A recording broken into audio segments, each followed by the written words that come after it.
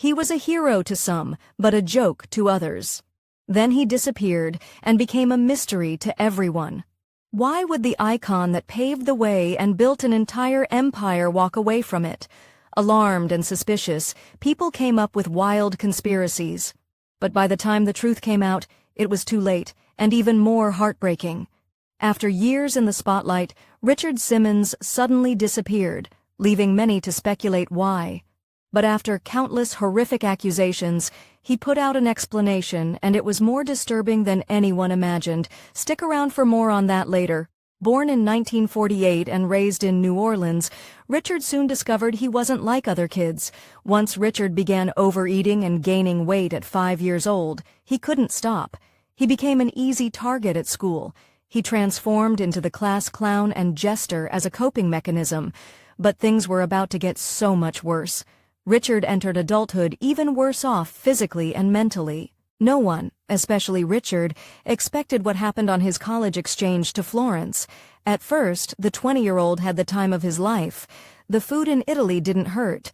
Richard even got his first taste with show business with food commercials and eating scenes in movies.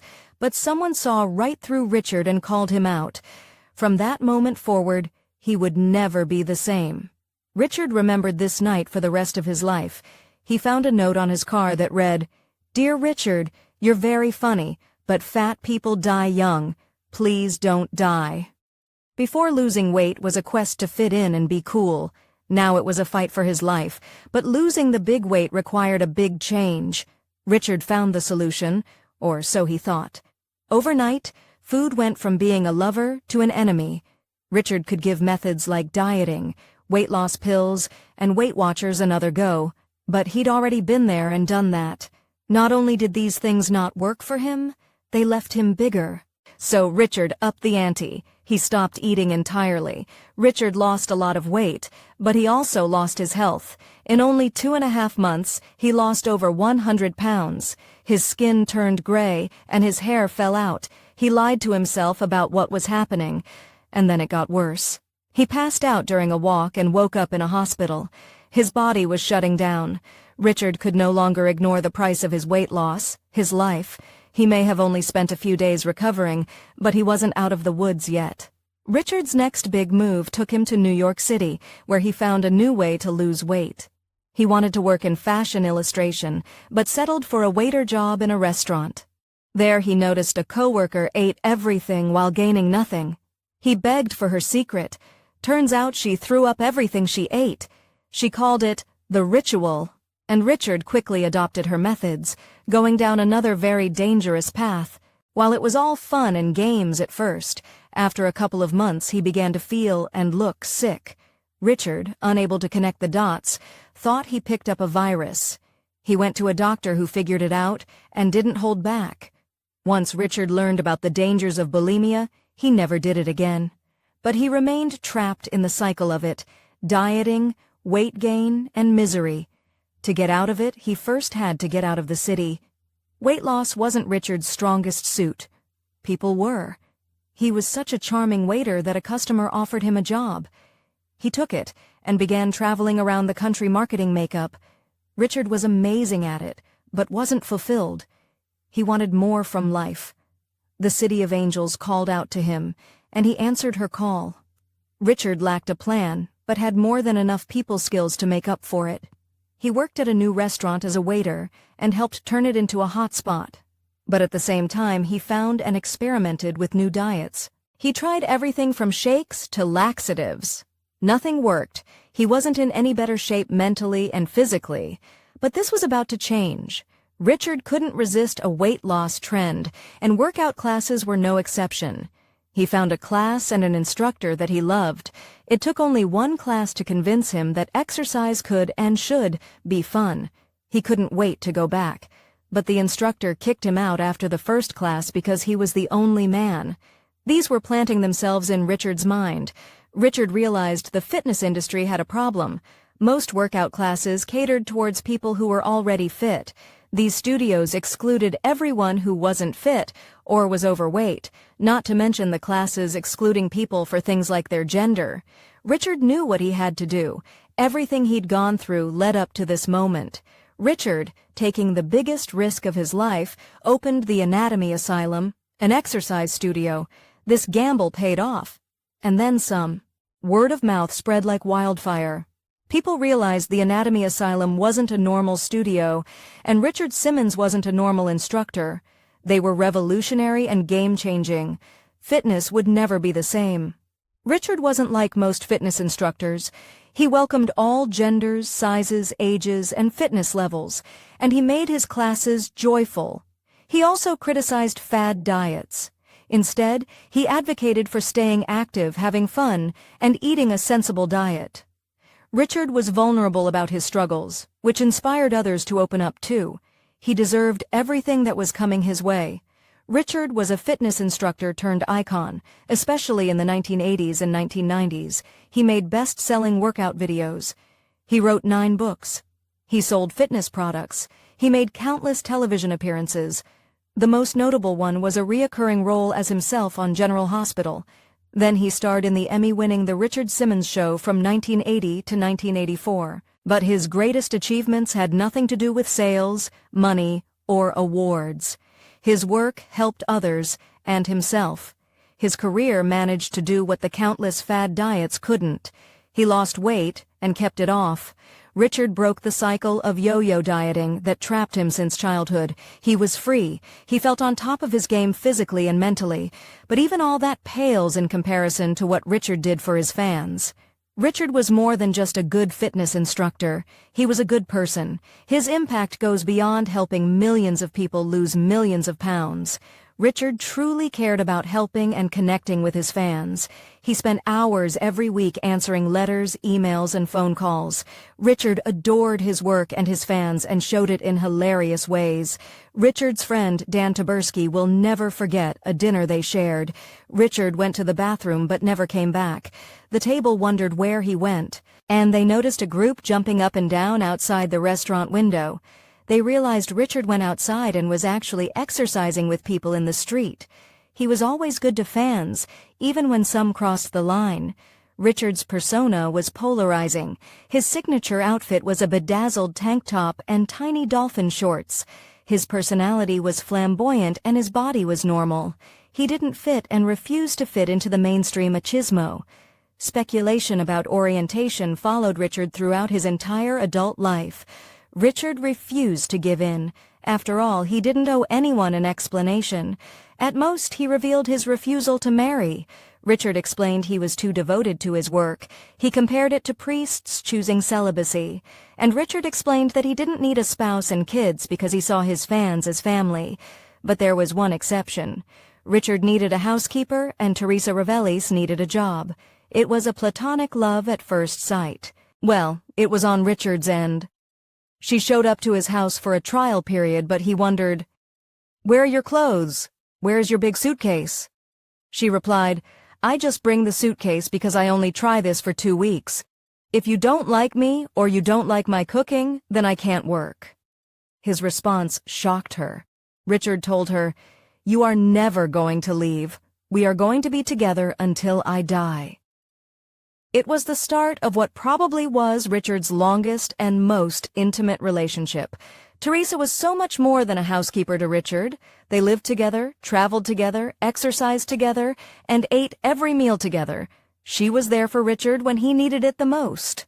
Countless people, even celebrities like Eddie Murphy, publicly mocked him. In March 2000, he made an appearance on Late Night with David Letterman. Richard, dressed as a turkey, grabbed David as if to hug or kiss him.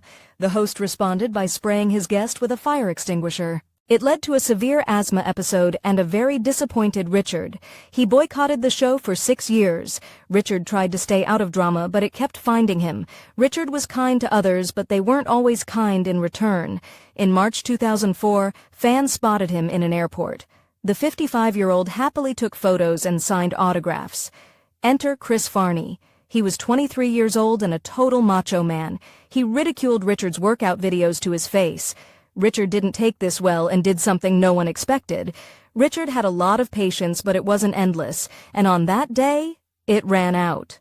After the man made fun of him, he snapped back with, "It's not nice to make fun of people with issues," and then slapped the man across the face. Richard got into trouble with the authorities over it and ended up settling out of court. But Richard was usually willing to forgive and forget.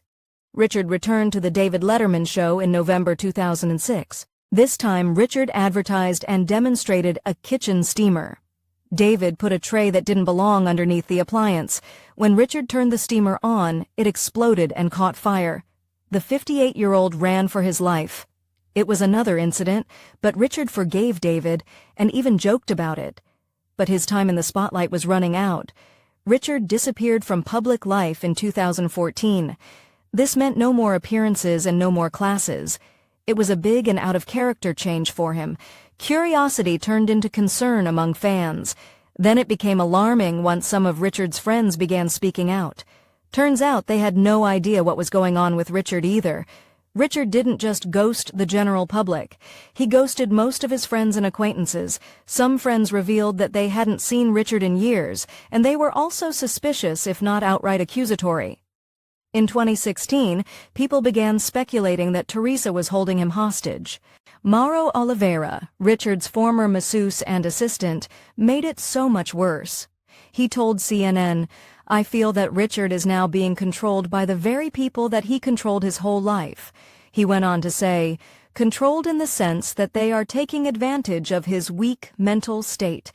Controlled in the sense that they are controlling his mail, controlling his everything, his brother, the manager, and Teresa, those three people. This made Teresa public enemy number one. Paparazzi followed her, screamed at her, and tried antagonizing her into responding. This went on for years. Teresa put on a brave face because she was one of the few people who knew the truth. For the longer Richard refused to appear in public or on video, the worse the speculation got. Others speculated that Richard disappeared after undergoing gender reassignment surgery. Tabloids, including the National Post, also picked up and spread this rumor around. In 2007, Richard sued them for defamation. He lost. And things were about to get even worse and more invasive. In February 2017, Richard's former friend, Dan Taberski, launched the Missing Richard Simmons podcast. Dan swore the podcast came from a place of love and coming from a place of real concern. Yet he spent episodes staking out Richard's home and speculating about invasive topics.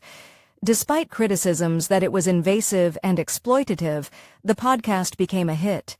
It even got more people wondering about Richard. Throughout this debacle, Richard did speak out. He occasionally posted on social media and gave audio only, or written. Most remained skeptical because they couldn't see him. Skeptics wondered if Richard was actually behind the statements defending his alleged captors. The authorities couldn't ignore the uproar anymore. In March 2017, the LAPD did a welfare check. An officer declared that none of it is true. The fact of the matter is, we went out and talked to him. He is fine. Nobody is holding him hostage. He's doing exactly what he wants to do. If he wants to go out in public or see anybody, he will do that. But even this didn't convince everyone, and the disturbing speculations continued. A month later, Richard found himself hospitalized for indigestion, allegedly. He shared a photo and a reassuring message on Facebook, but it backfired once people noticed it was an old photo. He hadn't released any current photos or videos of himself in years. They wondered if Richard actually posted it. Then the speculation reached a fever pitch. Some took their stalking, investigating too far. In 2018, Richard sued a private investigator and In Touch Weekly for allegedly planting tracking devices under his car. Then, in 2019, Teresa also found tracking devices in her car. They were expensive and sophisticated ones, and the media weren't done with them yet. In 2022, TMZ dropped what really happened to Richard Simmons. The documentary claims Richard got a double knee replacement and that the procedure affected his ability to exercise. According to the tabloid, it was the true reason for Richard's disappearance. Turns out this was closer to the truth than any other theory. Teresa revealed much later that Richard's knees actually were the main culprit. He did get 2 knee replacements. He was in chronic pain. He couldn't exercise. In 2014, he confessed to her, "I think it's time for me to stop."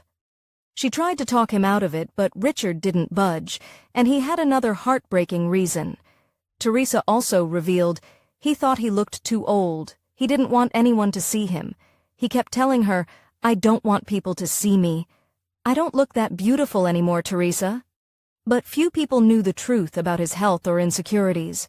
They only had conspiracies and the scraps on social media, and what he finally posted scared them. In March 2024, Richard shared an alarming Facebook post. He wrote, "I have some news to tell you. Please don't be sad. I am dying. Oh, I can see your faces now. The truth is, we are all dying.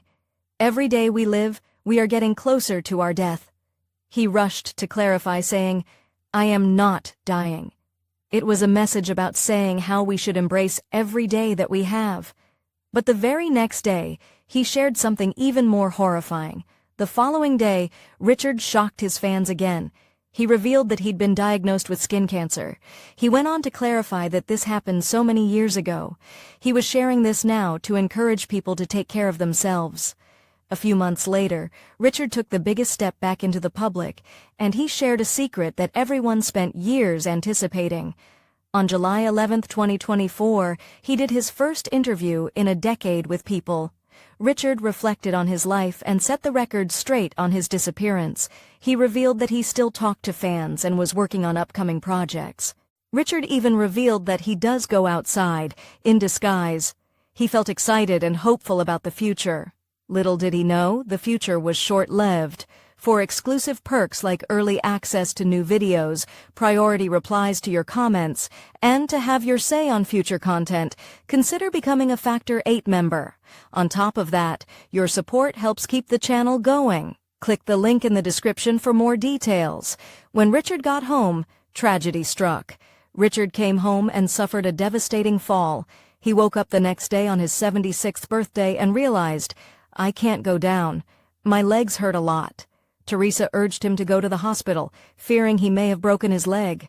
But Richard didn't want to be in the hospital for his birthday. He opted to wait until the morning, but by then, it was too late. The next morning, Teresa found Richard's lifeless body. Authorities determined that he passed due to complications from the fall. His heart disease was a contributing factor. His passing was tragic, but it wasn't suspicious. A few weeks later, Teresa spoke with People. After years of accusations and silence, she could finally tell the truth. Teresa didn't just reveal the truth about his disappearance. She began sobbing in the middle of the interview. They offered to speak to her later, but she replied, "No, I want to celebrate Richard. He spent his final days doing everything he loved, from calling fans to feeding the neighborhood skunks. She's at peace because everything happened the way he wanted. I'm very happy because Richard was happy. Very happy he died, very happy." Teresa discovered that Richard bought 2 burial plots. One was for him and the other was for her. She rejected the idea at first, then she gave it some more thought. "Richard took me in all those years ago, and he became like my father. He loved me before I loved him." Teresa decided they'll be together forever after all. Teresa remembered how Richard showed his love for her through gifts. In 1999, he went home to New Orleans after his mom passed. He came back with a gift for her and said, "This ring is the first ring that I bought my mother when I got my first check, and I want you to have that." Then in 2024, he surprised her with a diamond pin for their anniversary. She asked, "Why? Our anniversary is not for a few weeks." He told her, "Because I want to do it now." Strangely enough, a few days later, Richard had his fall. Richard was buried in Los Angeles with a surprise. Richard's brother revealed they buried him in his signature workout outfit. Then he explained, "Why, you ask? Because we think that God has another plan for him, and we want to make sure that he was going to be in his normal costume that we all know and love to help the saints and angels get into shape." If you enjoyed this Factor Nate video, give it a thumbs up and subscribe for more incredible stories. Want to say in who we cover next? Join our membership program through the link in the description for exclusive perks. Your support means everything to us. Thanks for watching, and we'll see you on the next one.